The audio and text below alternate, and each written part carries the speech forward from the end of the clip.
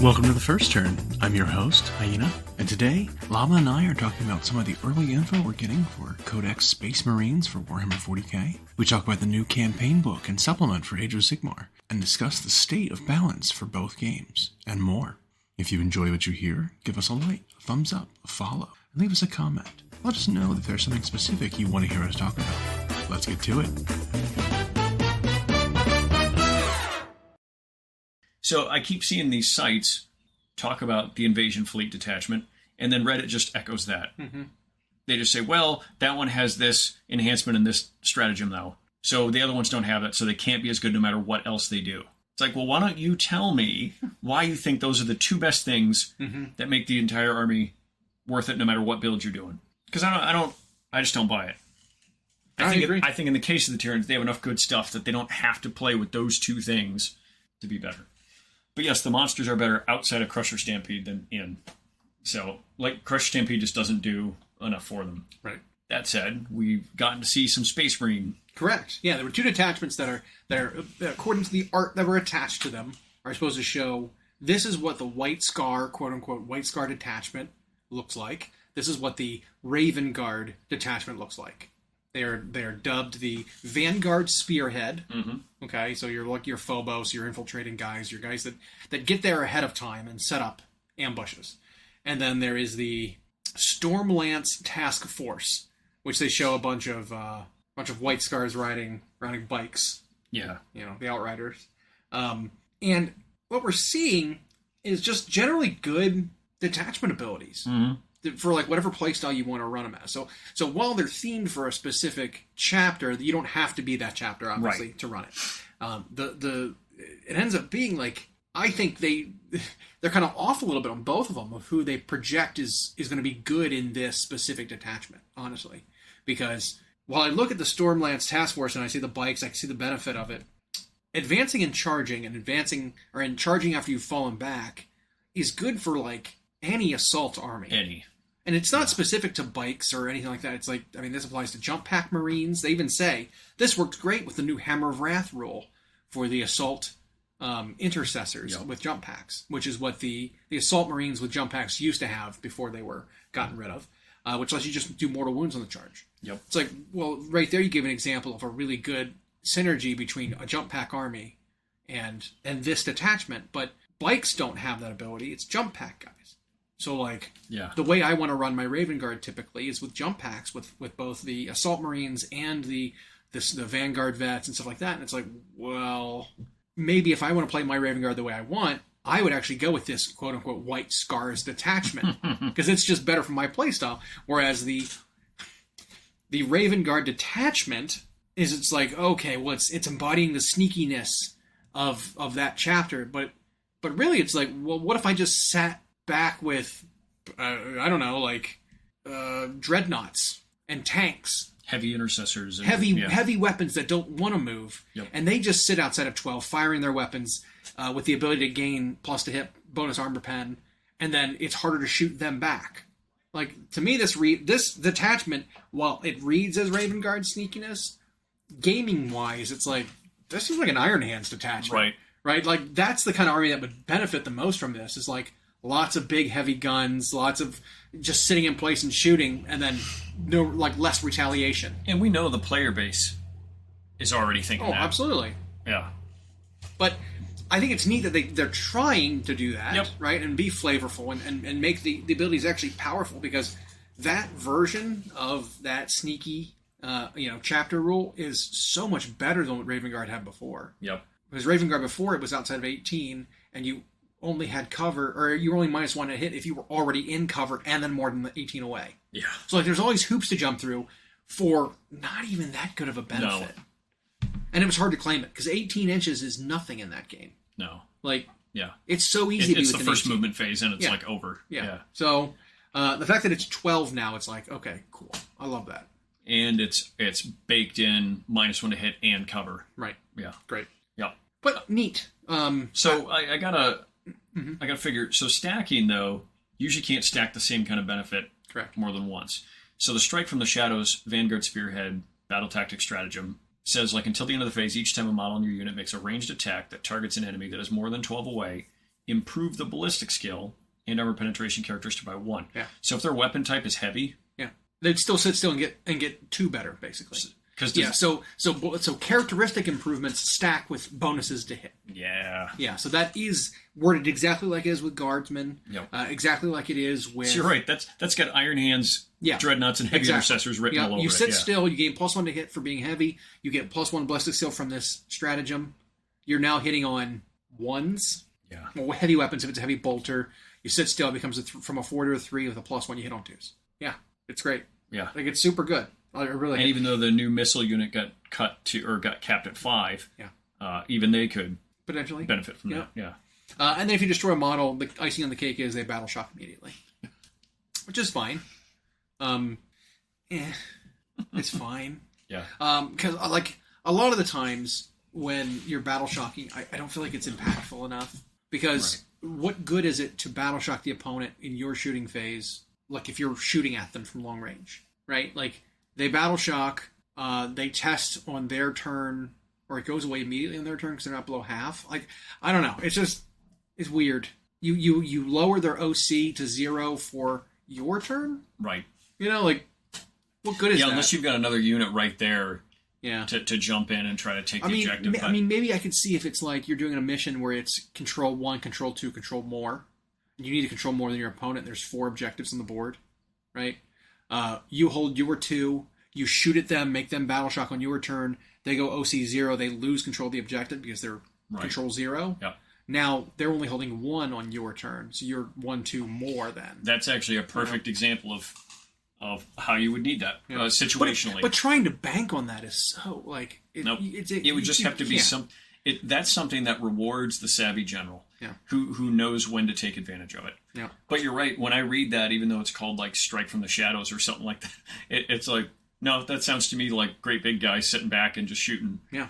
And I assume we're going to see more like that where we can tell what they intend, but people are going to find a way to use it elsewhere. Yeah. But other than that, I mean, this stuff still all just happening to Space Marines. Yeah.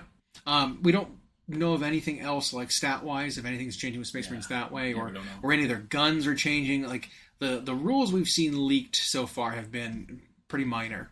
I mean, so here's a couple of army rules for detachments, and here's a couple of stratagems. Yep. Like that's it. We're not seeing artifacts. We're not seeing command traits. We're not seeing what any of the named characters look like. Any of that. We don't know.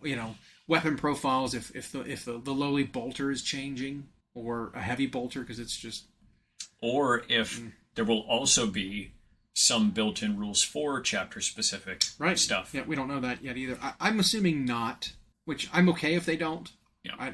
We don't need that as long as like the Army's rules are fine, and then the detachments have sufficient amount of support and benefits. I'm okay with not doing chapter stuff. Yeah. I imagine you'll still choose a chapter because you have characters like Gilliman. Correct. And then all these named guys who are going to have a keyword. And so I still feel like there might end up something. I mean, it really just ends up being... But I think no matter what chapter you choose, you'll be able to choose any of these detachments. Yeah. It ends up just being like, well, you want to use a named character? Well, that's what your army is that chapter for that named character for now. No matter how you painted them, whatever, it's like, you're that chapter for now. And to a degree, this also... I mean, it not only simplifies things a bit, but it also shows off the flexibility of Space Marines, no matter what chapter they are in terms of fluff.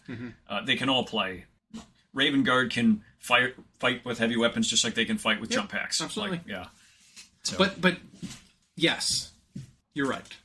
But it's still like fluff-wise. If they're trying to be fluffy with these, thematically, they're not the ones that do that. And so far, I do like the look of both of those detachments. And have we seen all 6 or however many yet? Nope. They're going to have? Okay. We've not. All right. I don't know if we've seen more than 2. I know a bunch of stuff was leaked. A bunch of stuff was spoiled. And I haven't gone and listened and watched because reasons. Yeah. And they did say it's coming very soon. Yeah. They included the word "very," so I have to imagine I'm okay with waiting. We're close to pre-order, which is good. I didn't want to wait too long. Yeah. I did get my hands on some of the new Iron Jaws stuff though, because we had that in. We were super allocated though. It was like one of 2 of every kit. That's all we could get. And that surprises me a bit because I don't know why they would limit an Age of Sigmar splash release like that. I mean, Iron Jaws are very popular in that game, but I'm just surprised the stores got so few. Well, it's interesting because the pigs, which are the highlights of the entire thing, Yeah. the big pigs, make 3 different kits. Yeah. And our store was only able to get 2 total kits for it. Yeah. It's like, okay, so I couldn't even make one of each. Yeah, so unless you plan on magnetizing it, you're just... Well, what if I want to run all 3? What if you want to run all 3? I can't. I you can want to only run the buy boss, 2. you want to run the trio, and you want to run the one guy on it. Yeah. Like, and then you can't. Yeah, it's very weird. I did notice only one of the 3 has the keyword hero. Yep. So the other 2 are just units. Yep. Which is neat. Yeah, we were going through the stats earlier, and there are advantages to each of them. Mm-hmm. Mostly, it's cost, honestly. Yeah, the hero costs quite a bit more than the other 2, doesn't he? But he does. Yeah, it ends up being he's like 3. He's 380. Yeah. The crew is 270, and then the guy by himself is 180, and that is a very attractive cost at 180. Yeah. He is 12 wounds, 4 up save for 180, but his momentum ability I think makes him super valuable. Like the way they play, because they don't have a damage track per se. Right. They actually get better as the game goes based on how much momentum they get, and they get momentum from running and charging. Is the 2 ways they get momentum. And I think we were mathing out by turn 2, you should probably have your 5 momentum is the sweet spot that you would want. Through starting with 1, you can't go below 1. Running on the first turn, and then running on the second turn, you should be able to gain up to the 4, so you can charge that turn. Yeah.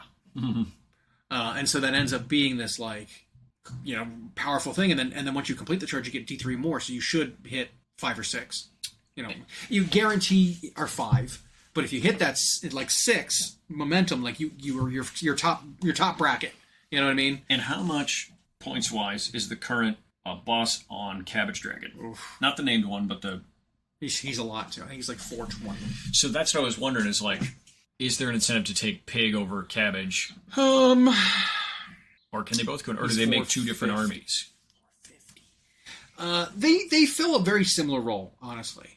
The Cabbage Dragon is way more fighty. The boss and the Pig still has, between his profile, the crew, and the Pig itself, I think they have 14 attacks, which is hefty.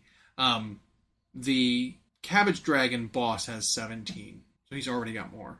Yeah. The Cabbage Dragon boss grows and gets stronger as he kills things. He has impact hits. He's got shooting attack. He's still real good. Yeah. The benefit of the Pig boss, though, is he's able to do this bowling ball thing maybe better than the Cabbage Dragon does. Because the Cabbage Dragon has the destructive bulk ability, which allowed it to smash into your opponent when it charges, and then after that initial hit, if it's out of combat, then it can charge again, basically. Or is it charge again, or is it just you can move another certain amount of inches, then do the destructive bulk again, or stomp, or whatever it is. It can basically do a monster action. If it clears out the opponent's, move again, and then do another monster action. So it's still gaining additional movement, but the Pig has what it used to have, where you charge in, you do a thing, and then you charge again over the units and get deeper. The interesting thing about that, though, is both charge movements count as charge movements. Now, that might sound silly, but I think it means that each time you complete your charge move for both the monster action and the initial charge, you get the D3 momentum. Nice. So if you're on 0 or you're on one momentum, one charge could get you up to max, which then you get D3 plus 2 damage on the tusks, something like that. So it's up to 5 damage on the tusks, and AP 3 on the crew swings, and makes him a lot better.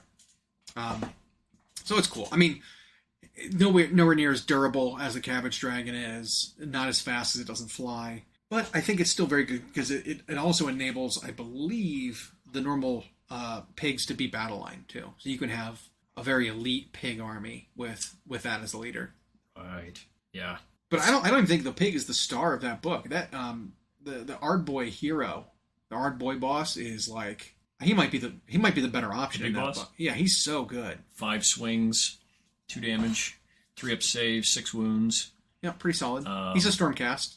He can issue the rally command twice in the same phase. Can only do it 2 Ardboys, but no command point is spent the second time. In addition, when a friendly Ardboys unit receives a rally command from a friendly unit with this ability, you can return 1 slain model to that unit for each 5 instead of 6. Yeah. And then you add 1 to shield bash rolls made for friendly Ardboys while they are wholly within 12. Yeah. Yeah, and then the Ardboys themselves are pretty good. Yeah, so he does a lot for them, right? Better rallying, so they get more of them back. The shield bash ability now is basically like other units' bite attacks. Like Saurus warriors have a bite at the end of the phase. After you've swung your attacks, every model gets 1 chance of chomping the opponent for a mortal wound. Yep. It's exactly the same thing. The fist on corn guys. Yep. I mean, it's all the same kind of thing. You get a chance of just punching them for a mortal wound at the end of the phase. Ogres bite. They're gulping mauls. Like all that kind of stuff. Yeah. And so him enabling them to bite to smash better with their shields means that you go, after you swing with that unit, if you've got 10 guys, like you're instead of doing a mortal wound or 2, now you're looking at like 3 or 4 mortal wounds at the end of the swinging, which is pretty great. I really like how he enables them to do more. Pretty good. Pretty good. On the other hand, though, I do not like either of the 2 new brute units. I don't like them. The weird brutes. Yeah, I do not like them. They are they're too unreliable. They're expensive. They've got 2 damage weapons, but or 2 or D3 or cookies and all this shit. But they're like hitting, winning on 4s. It's I don't know. Yeah, the Ragers are 33 points apiece. Yeah. And the Rekkas are a lot. Mm-hmm. They're 40, 42-ish points apiece. And they have 6 swings, but it's 4s, -1, 2. Mm-hmm. And he hits to 6. That's just with the 1 weapon. The hits of 6 is only with the weapon that has 3 attacks. So well, the Rekkas only have 1 weapon profile. Oh, is that? Okay. Continue then. Yeah. No, I'm sorry. Sorry, I was thinking of the wrong thing. Yeah, it's their flaily thing, and it's exploding 6s to hit. So it's like you get double hits on hits of 6. But it has to be against a unit with 10 or more models. Yeah. And then they get 2 hits instead of 1. Yeah. And then they can run and charge in the same turn, which is fine. They have a ward of 5 while within 3 of any enemy units. So they're a little tougher when they're in combat. They have 3 wounds apiece, 5 up save. I don't know about them.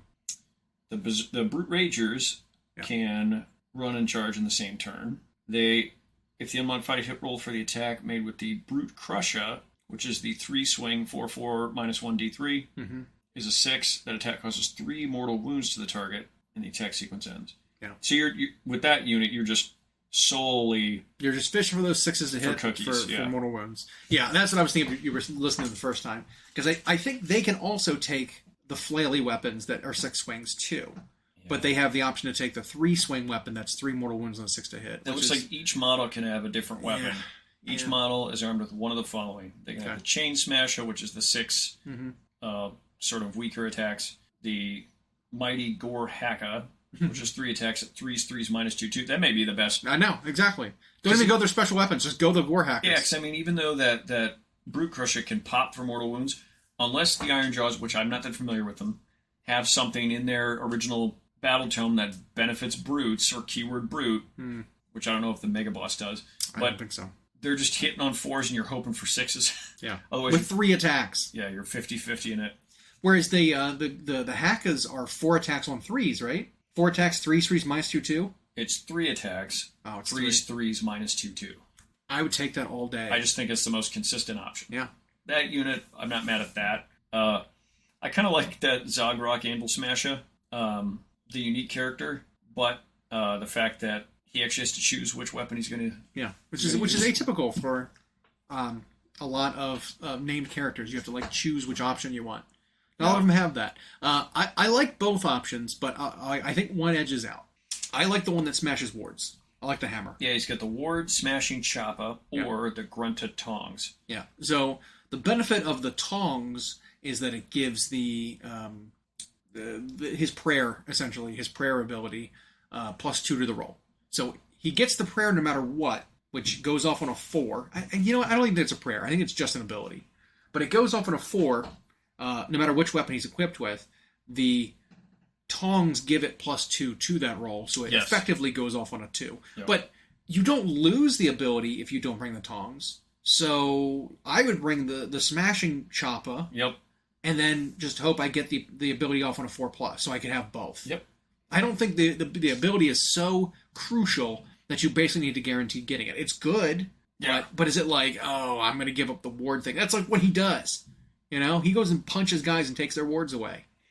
Yeah, I mean, it just makes it so 6s to hit with an Iron Jaws unit do mortal wounds in addition to any damage. Yeah. And so whether that's on a 2 or a 4, I mean, it depends on how bad you end up needing mortal wounds. Mm-hmm. Otherwise, you go with his other one, and that's just if he hits on a 6, if the target he's attacking has any wards, they're gone. For the rest of the game. Yeah. Yeah, pretty big deal. That could be huge. Yeah. I mean, he's got to get there, but he's also not that expensive. He's 160, but I like him. I do too. He's super cool. Yeah. Yeah, I was really happy with their little mini release. That was a neat way to spruce up an army. Yeah.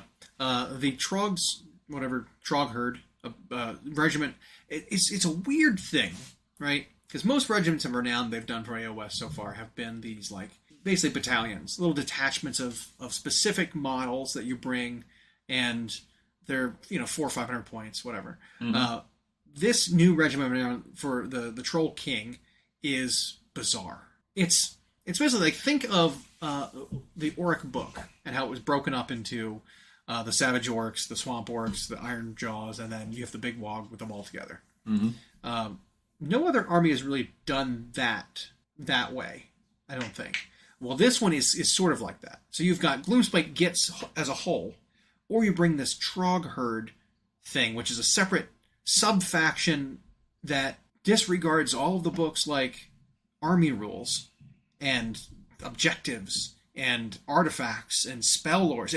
It gets rid of that stuff, I believe, and then substitutes its own, and then has different rules for army construction. It's really bizarre. So in this little Regiment of Renown, you're not allowed to bring allies. I don't think it disqualifies you from allying things in. You have to bring Gloomspite Gits stuff, but anything that's not a hero or monster becomes battle line. So it opens up all kinds of possibilities for army building, because everything's a battle line now. Yeah. Right? Like, you can just spam trolls if you want to, because they're all just battle line.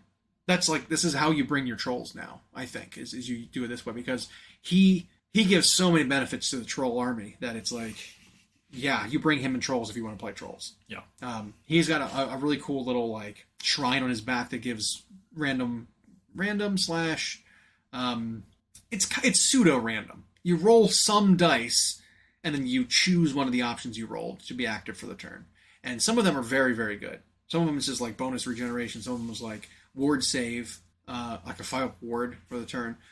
One of them is +1 attack on melee weapons, which is good for him. But the biggest benefit is that in this sub-faction detachment thing, he applies that whatever he selected to like troll units within. Is that his laystone? Yeah. Yeah. Yeah. The whatever malfunctioning laystone or whatever.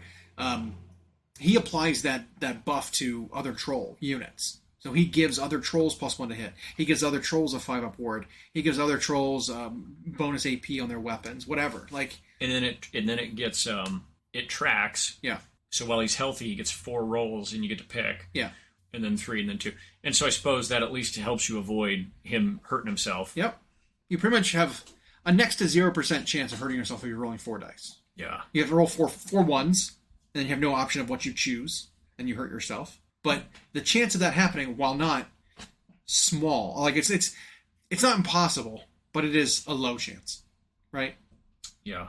And that's he buffs himself with it. Yep. He buffs himself, and then so he either gets +1 to attack with all his weapons. Yep. Improve the Ren characteristic by 1.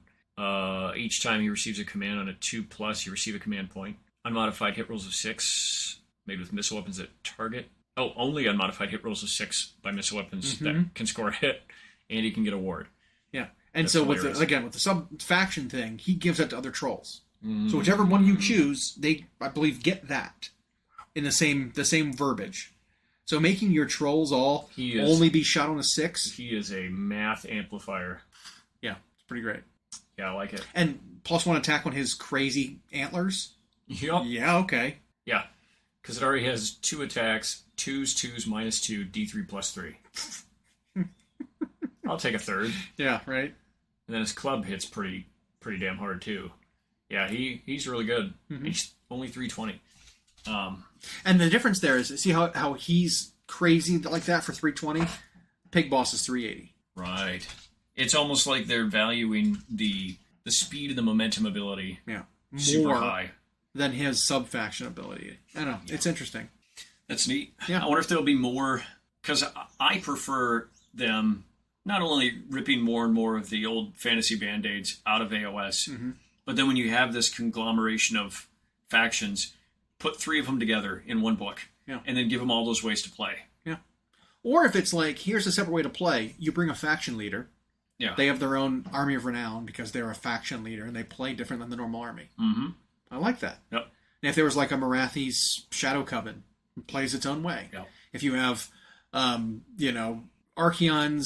Varanspire Ravagers, whatever, like that's, whatever you call it as a regiment of renown, he leads a unit of guys and they play differently.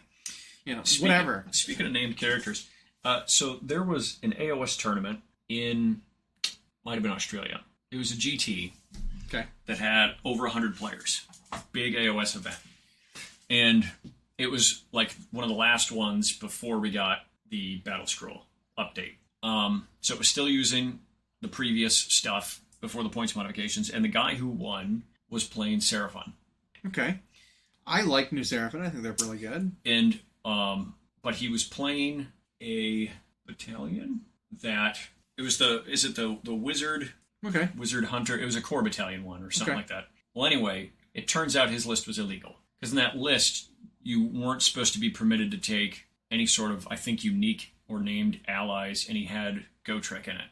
Oh, interesting. Nobody in the tournament caught it, even though they played against him, and the TOs didn't catch it because they went through 100. So what prevents you from bringing any unique allies? I'm trying to recall exactly what it was they said. Because I know when you play Gotrek specifically has a rule that says while he has too many points to bring as an ally, you can bring him in any order army, but you can't bring any other allies. He's got that kind of a rule. So like there's some restrictions around bringing him all together. But I can't think of what battalion you would bring unless it's something very specific from the new season's book.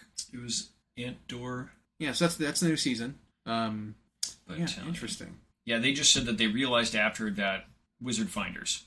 They just said there was something they realized only after it was over, because some players brought it to their attention. Okay. That the list was illegal and it had to do with Gotrek. Very interesting. So I'm trying to read what that battalion is. Wizard Finders. That's the battalion name? Wizard Finders? Of Antdor.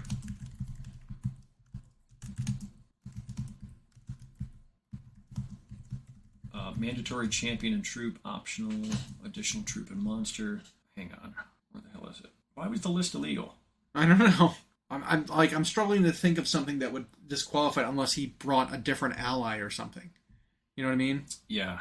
I don't know. They just said that it was illegal and they didn't realize it until after. I mean, maybe he put Gotrek in the battalion and you're not allowed to do that? That might actually be exactly what it was. Does it allow you to, teleport or anything?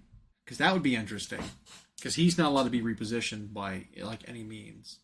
Okay, it was in Sydney. Here we go. It was on the 9th and 10th of September. One of the premier events, 100 plus whatever.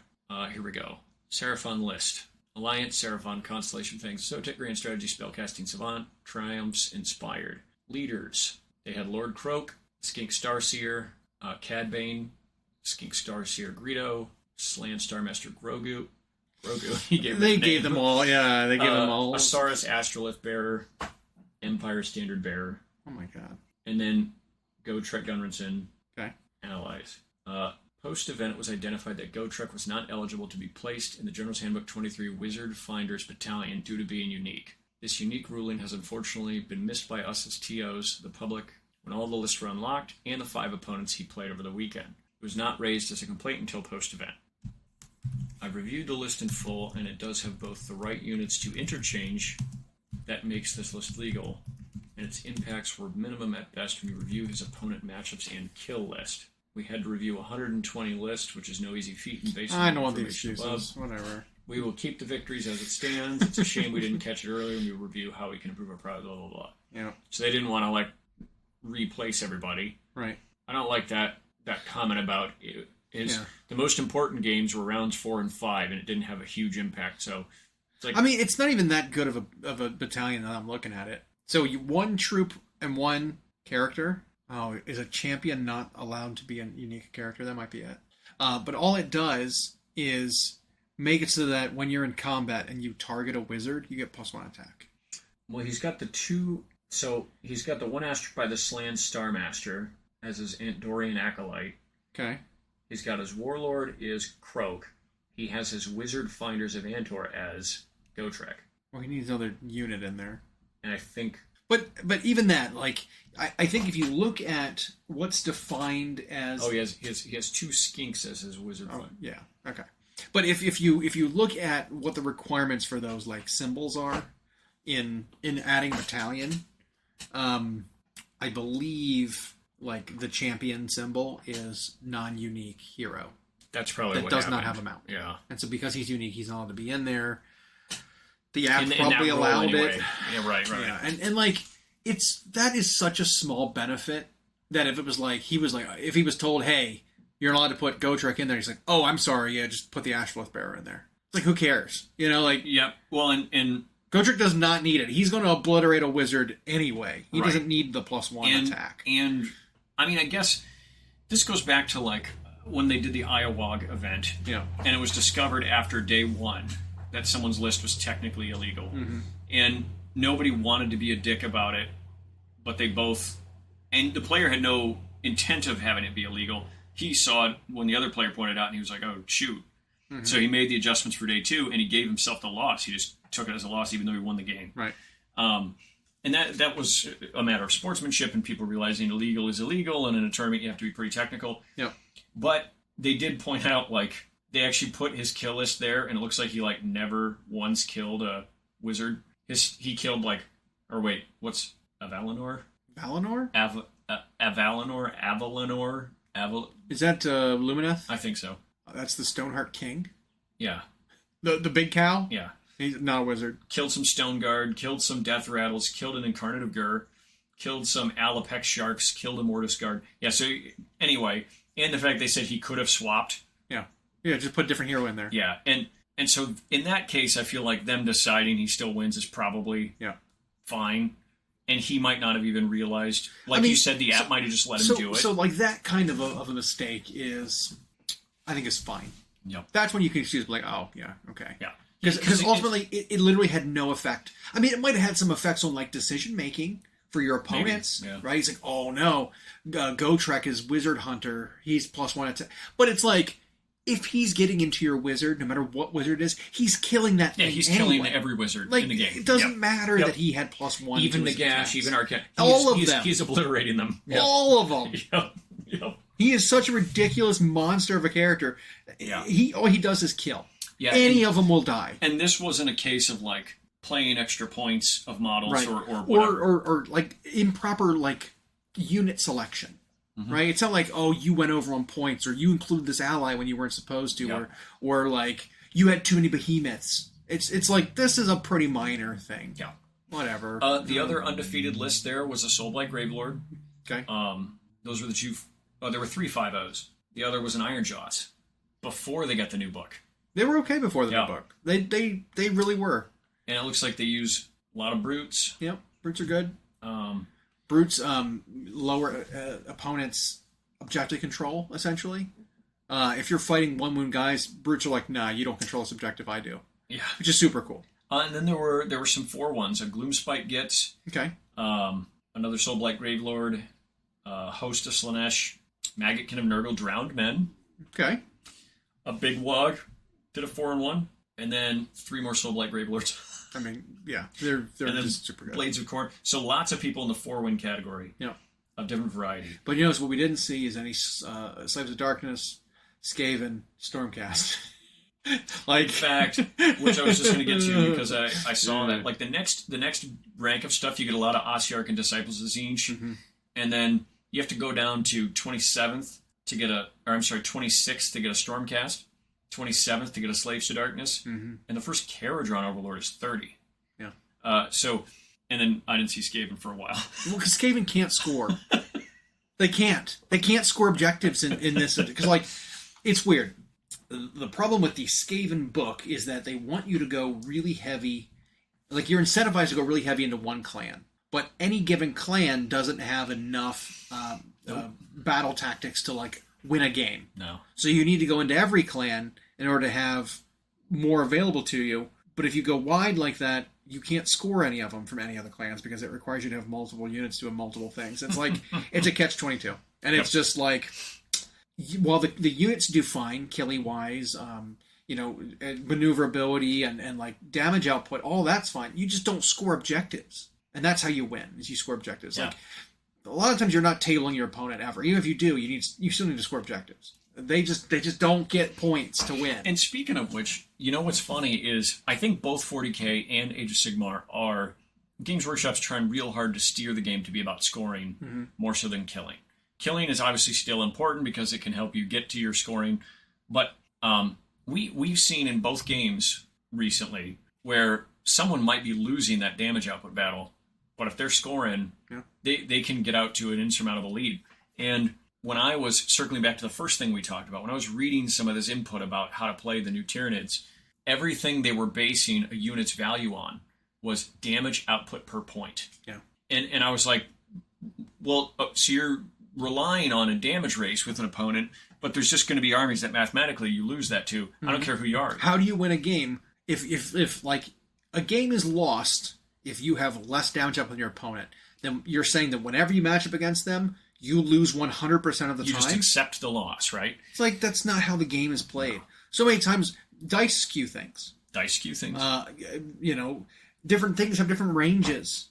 If you can stay out of a range of something, its damage per point output is 0. Right. If it can't shoot. Yep. If you have lone operative on a unit, and your whole army has this. I mean, it's there was a Savage Orc army that one of the sub-factions is you cannot be seen if you're more than 12 inches away. Or it was a Swamp Orc sub-faction. You can't be seen if you're more than 12 inches away. Well, guess what happens to cannons and long-range, like, archer units that do mortal wounds? They can't see you. Yeah, they don't have valuable targets now. It's 0. That's their value, is 0. It's wasted points for them for the first however many turns until they get in range of you. And we don't even see, I mean, even though Gotrek was in that list, we don't even see him that much anymore because while his damage per point output is ridiculous, he could cost 1,000 points and still do a lot of damage. He has to get there. Yeah. And there are armies that can just avoid him. Like, so, and we see that in 40K too. Like, if the Tyranid player's hope is the damage per point output, what are they going to do when they run into, let's say, the Space Marine Codex comes out and there is a crafty way to build that army that can just kite outside of 12 all day. Right. Or you go against Eldar, who are just going to damage per point beat you anyway. Like, or Custodes, who damage per point are going to... So, like, yeah, you're right. You have to have some other way to win besides killing. But I get it, because for 20 plus years, and then however long Age of Sigmar has existed, the damage you can do was always like the first thing that mattered in list building. Yep. But you can win just by scoring. So, but kudos to that. Seraphon seemed pretty good. Yeah. Looked like a fun list. I think Croak's just anything with Croak in it is super cool. I think it sounds like he went probably summoning list then. If he's lots of wizards, Ashloth Bearer, skinks, it's not my style. That's not your style. You like I like feral dinosaurs biting people to death. That's my thing. Yep. I'm not about that magic. It's like, thank you for dreaming us into life, but now we're gonna go eat foliage and people. Yeah, exactly. Yeah. And then Soulblight Gravelords are still doing well, despite now this isn't the new right. Update. They went up like 20% points. Yeah, which is pretty hefty. That's a significant decrease in amount of army you get to bring. Well, and I also think a little bit of Eldari syndrome, just not as old. Soulblight Gravelords, I think, have a lot of people who collect and play them. Yep. There were probably a lot of holdouts in AoS who loved vampire accounts in the day, and now they've got that. And so they bought them because they all came out in a short period of time. So they're probably really popular. I think they also were fairly easy to play for a while. And it looks like you could have played them in any number of ways, and they were... But, but again, it was good to see all that variety in the Age of Sigmar standings, which is a consistent theme. Yep. Yeah, we see it time and time again, that it's like most armies compete.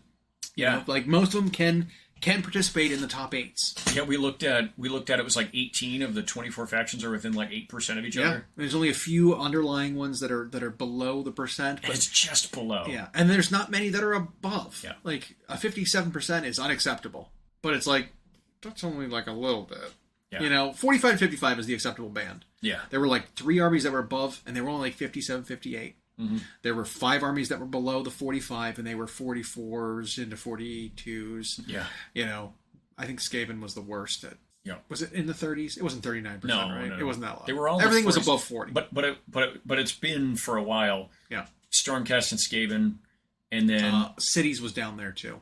Yeah. The old Cities of Sigmar was because they're technically new one isn't correct officially. Well, then the models aren't out yet either, so it's impossible to play that army. Even if the book became legal, because the book's even not technically out yet. This is a special edition book that we have in advance, but you can't. Because they did that. They did that with slaves. They did that with Beast Snagga Boys. They did that with Black where you got this early copy, but not everybody had it, so it technically wasn't legal. Yeah. Votan they did that with when that first box came out. Although that is one that has hovered dangerously close and sometimes dropped into that bottom rung is the Slaves to Darkness. They just can't seem to, despite having all this shiny new stuff, they just can't seem to get it together. Yep. I mean, they're Stormcast, but chaos. And then no shooting. Like no shooting. I mean, that's how it ends up being. It's like, well, you're big, you're tough, you're heavily armored, you're slow. Yeah. But you've got the same kind of damage output as Stormcast has, essentially. You get some better buffs because you've got your marks. You get to like set that up for purpose building your units ahead of time. There's more like decent army synergies, but you're still very, very slow. Besides a very select, select units. Like you can do a Slaanesh Demon Prince, Slaanesh Ogroid unit that can basically guarantee charges 30 inches away. Yeah. Like you can, that's pretty scary. But if that unit hits its target and then either doesn't do enough or God forbid it whiffs its target, it's out there 30 inches away from your army by itself and then just dies. Yep. Right. It's a dangerous thing. That happened in a game I was playing at last Adepticon when a guy I was playing against did that kind of missile where he sent his Therodons out by themselves to try to like assassinate my character, and while they did some damage, my whole army just collapsed on them and killed them, and then proceeded to like just go win the game because that biggest threat unit is gone now. Yeah. So I mean, it didn't quite do what he had hoped. Therodons being down to 150 points for 3 might make that a little bit less dangerous. That's less risky. Yeah. You know, so maybe you'll see that more. Because you're not losing as many points now if you go and you send them off to go die like that. Yeah. So I don't know. We'll see. I mean, they had some pretty decent points changes to a lot of their key units. So I mean, maybe that'll help. Like the whole book was in green in the last thing, so we'll see if that helps them. Because I guess when I look through it, but then I'm not comparing it to every army. I don't feel like the rules are bad. No, they're not. And there's some units that do the output they need. Yep. Right? There are some units that like they punch. Right. Yep. Chosen are one of those units that's like once per game. Chosen of Khorne will delete anything. Yep. Because they get to pile twice, billion attacks. High damage. Like that's a deadly unit. One of the more deadly units in the game, honestly. But not that we always like to go back to the same gutter, but not only are Skaven playing with 35-year-old models, but their rules, even though the army comically stitches organic things together, the rules aren't stitched together for the army to function. Yeah, it's so disjointed. Yeah, that's one that needs the auric treatment and the gloomspite treatment. Like, put all this stuff. Only give them a handful of ways to play, like 3 ways to play independently or 1 way to play all together, but make it cohesive. I agree. I was thinking about maybe some hints at what they were doing with Skaven. People are just, for whatever reason online, are just convinced that AoS 4.0 Skaven is the hour of Skaven. Oh, maybe. So like, because there's tons of posts I'll scroll through and I'll read them, but like, so when Skaven get their new army in 4.0, do you think it'll be like they're just assuming? They're not saying like, hey, are they? They're like, when they do you think like they're building up for them to be the big bad? Where is this coming from? Where is this info coming in that for sure they are getting a line refresh in 4.0? I don't want to think about 3.0 wasn't that long ago. What do you?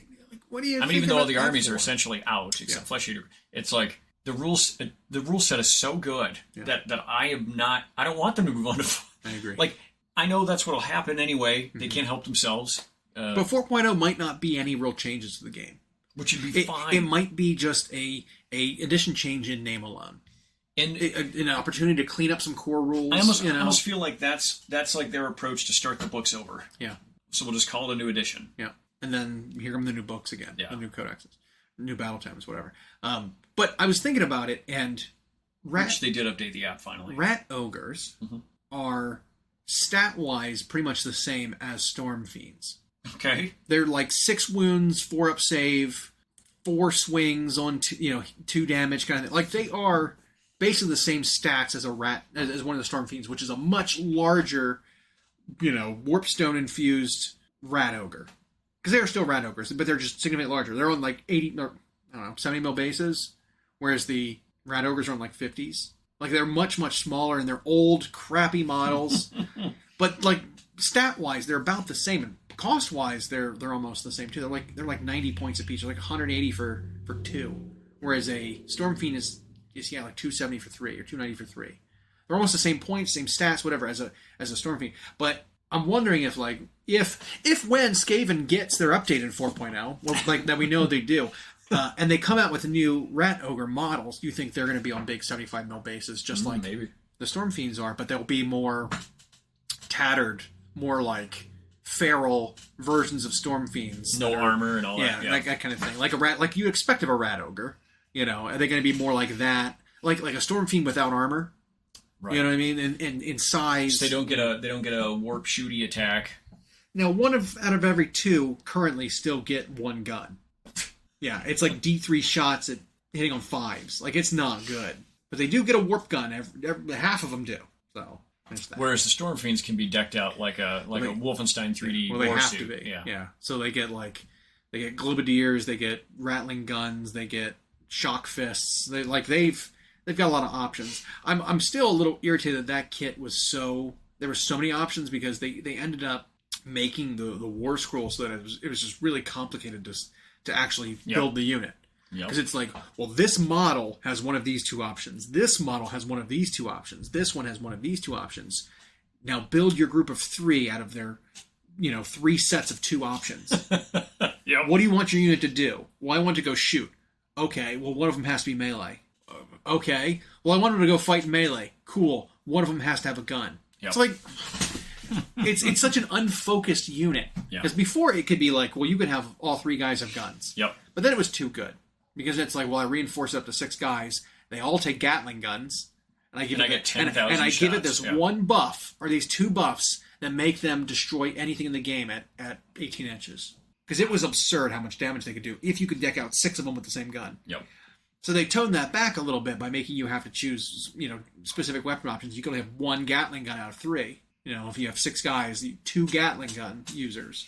And, I don't even know if that's a good way to balance it, because that just ends up like a White Dwarf unit then, where it's, you got some guy who only plays for fun, who works in the design studio, and he's like a cheeky bloke, and here's his way he plays. I want one of every weapon because I couldn't decide what I wanted. And then it's like, yeah, but that's super not good. It's super inefficient. And now when it goes to fight, you've got all these different weapon profiles. You have to spend 10 minutes rolling the dice for this one unit's attacks. That's bad. Yep. Yeah. So I was wondering about that Ragor thing though. That seemed really interesting to me. I don't know. Maybe. Other things that are coming up, there have been hints to, is Flesh Eater Quartz is hints galore. And we think a number of rumor engine stuff has to be them. Yeah. There is a character in the story, I can't remember his name right now, who sounds like a named Flesh Eater Quartz, aberrant. Ghoul McGoulson. That I think we'll probably see, because this, they were touching on the first book, that there was some shadowy super ghoul in the background sending out expeditions of these agitators. They're like ghoul emissaries that recruit other people to be in the ghouls. And their hatred aura is so immense that just being in their presence, it afflicts you with the Flesh Eater curse. And they were talking about it even affecting Nurgle infected people. Like, it would override the Nurgle infestation and the Nurgle's influence and turn them into, like, big, fat, bloated... Flesh eaters. Flesh eater ghouls. Like, they didn't physically change, but they lost their minds. They went mad and started, like, falling in with the delusion, you know? They thought about it as often as Charlie Day. Yeah. Thinking about ghouls. Yeah. Ghouls. So I wonder if we're going to see, as part of the Flesh Eater thing, some kind of big character, centerpiece-y kind of super ghoul. Because there have been plenty of, like, bones and shredded flesh and like, skin capes and, like, taloned feet. I would love to see something like that for them. I'd love to see a new, like, we would expect some kind of armored ghoul, mid-range kind of armored ghoul unit. I would love to see something like a new Terrorgeist, if they're going to keep the Vargeist, the bat, the foot bat, the old metal, like, dabbing bat model, you know? The furry bat. Vargulf, is that what it's called? Yeah. The Vargulf. He was enormous in Total War. Yep. He's like way bigger than he was lore-wise. But so were the Bone Giants, and so were the Jabberslice. They were all way bigger than they were on the tabletop. But I'd like to see if they're going to keep that guy, a new model for him, or like I said, the Vampire Lord and Ghoul King riding the Terrorgeist / Zombie Dragon. While it's a really good plastic kit, I wouldn't mind seeing that get updated either. A new Zombie Dragon. I don't know if they will. Or a new Terrorgeist, like. I don't know if they will, if only because it's still in, like, the newer style. Yeah, true. But some of the bits we've seen look like it could be skeletal dragon claws, fleshy shredded wings. Like, I don't know. I could see something like that being the case. Yeah, we just don't know the scale of those bits. Exactly. If there was some named guy, which they need, which I'm all for, I hope they go in a route that we don't see as often as I would like, which is have him by himself, medium-sized, like Catacross-sized, but not with a crew of... Oh, man, how cool would Catacross have been if he was just a guide by himself on foot? I even think Alariel, if she would have been on foot. No beetle. And the beetle's just another monster. I agree. And maybe she gives him benefits if he's nearby. Same thing with Teclis. Yeah. Just make Teclis by himself and then make Selenor its own model. Yep. Like, I don't need these team-ups. Right. Of, like, here's a monster plus your character. They're not riding... No one's not riding the other one. Yeah. They're just on the same base together. Or even if it's like, but they always seem to, well, when we want to show how important this guy is, we're going to have him ride or surf something. Right. And sometimes it's like, just have him... I mean, it kind of started with Archaon. Well, Dorgar is a mount, and he's riding it. Yep. It's like, all right, stop there.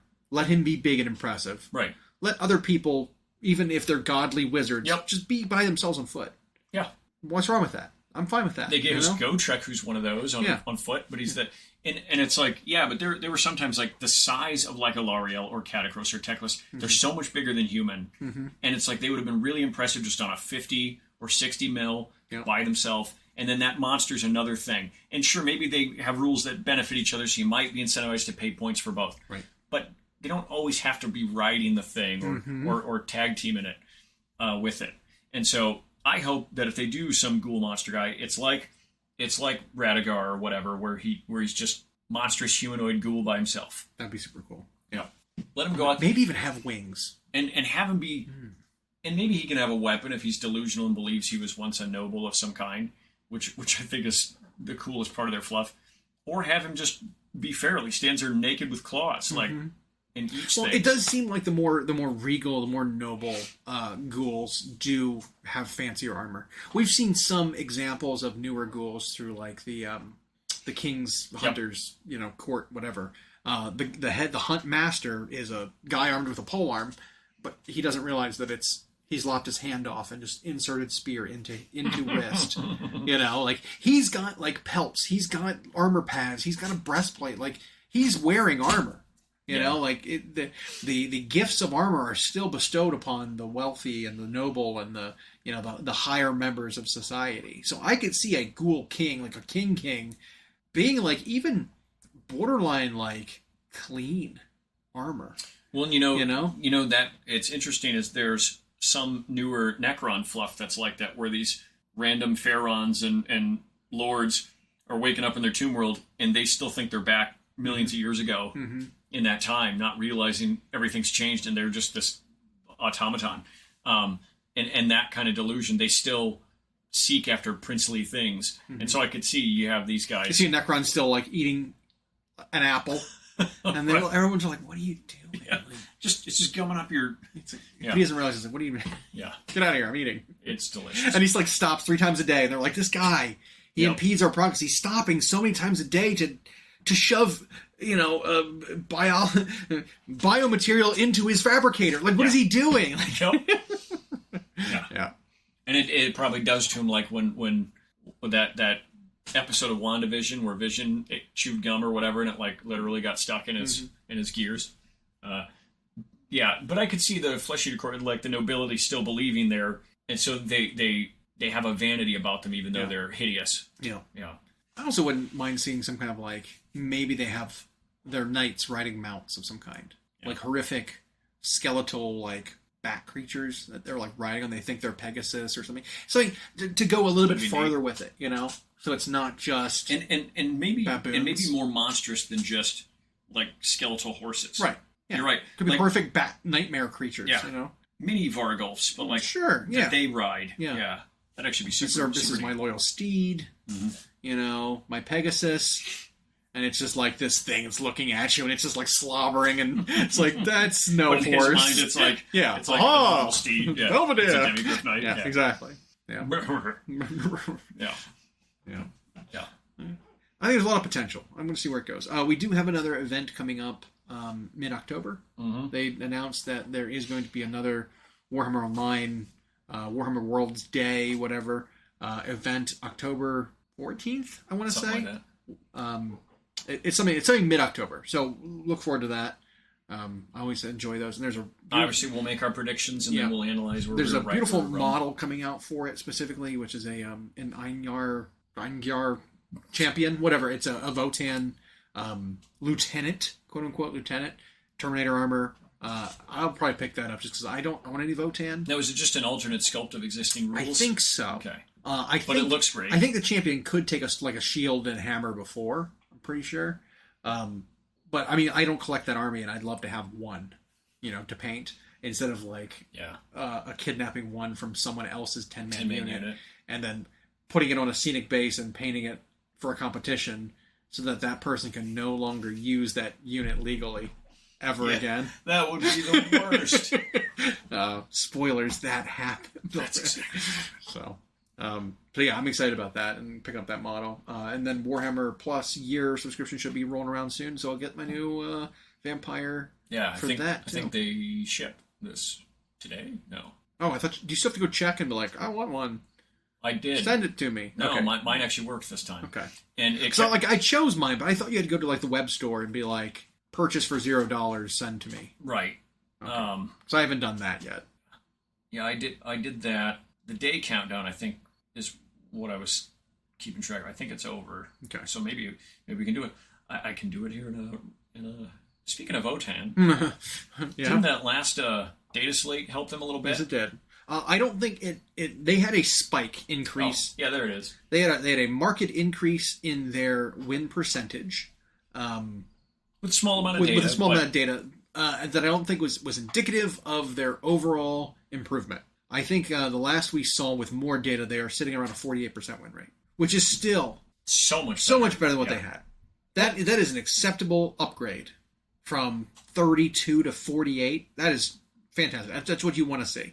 Yeah, well, and it could also be there are so few people playing them right now that jump could get more people on board with them. Agreed. Could get people figuring out the right builds for them. Well, it's also I think the army fully kitted out is pretty much every model that you can bring in almost max allotment. Like it's a lot of models that you would need to own to play the full army, and so it ends up being like not everyone has them, or if they want to get them, maybe you can't get them in those kind of quantities right now because you need pretty much the entire line 3 times to play.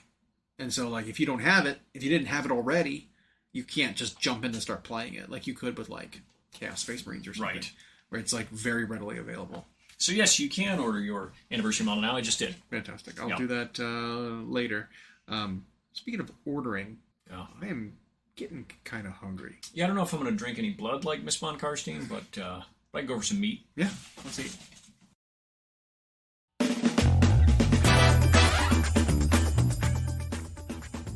Thanks for listening. We hope you enjoyed. Check out our new episodes every Friday on Google Podcasts, Spotify, and Audible, or on Podbean. You can also follow myself and Llama on Instagram for more. We are at Hyena Paints Minis and at Llama Paints Minis. Music provided by Kevin MacLeod at incompetech.com. And as always, we'll catch you next time.